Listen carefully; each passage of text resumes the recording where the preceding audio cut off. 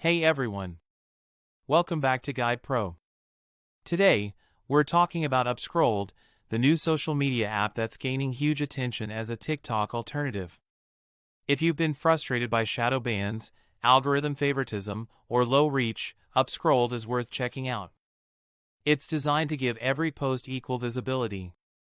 This means small creators can actually get noticed without paying for promotion or going viral. Upscrolled is clean, safe, and family-friendly. You won't find endless vulgar or disturbing content flooding your feed. It's ideal for creators who want a professional, respectful audience. Another huge benefit is multi-format content. You can post videos, photos, or text. You aren't forced to stick to one style like TikTok or Reels. This flexibility lets you experiment and grow organically. Now, here's the biggest advantage: early creators have a massive opportunity.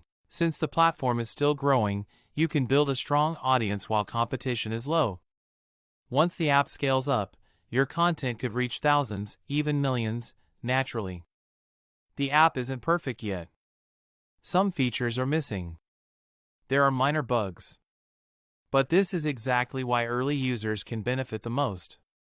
You get first-mover advantage before the platform becomes crowded.